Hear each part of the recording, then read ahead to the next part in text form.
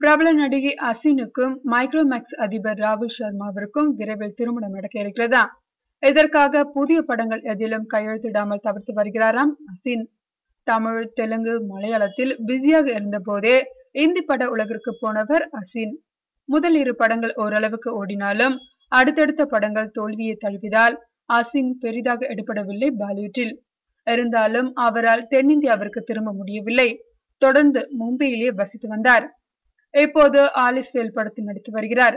இந்த படத்திற்கு பிறகு வேறு படங்களை நடிக்க ஒப்பந்தமாகவில்லை அசின். தேடி வந்த சில வாய்ப்புகளையும் மறுத்துவிட்டாராம். காரணம், மைக்ரோமேக்ஸ் மொபைல் நிறுவன அதிபர் ராகுல் சர்மாவே அவர் காதலித்து வருகிறாராம்.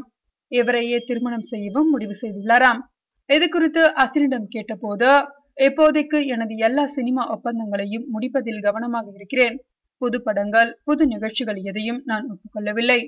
எனது தனிப்பட்ட வாழ்க்கைக்கு அதிக முக்கியத்துவம் தர விரும்புகிறேன் என்று கூறியுள்ளார். விரைவில் திருமணத்தை முறைப்படி அறிவிக்க இருக்கிறேன் என்றும் அசின் கூறியுள்ளார்.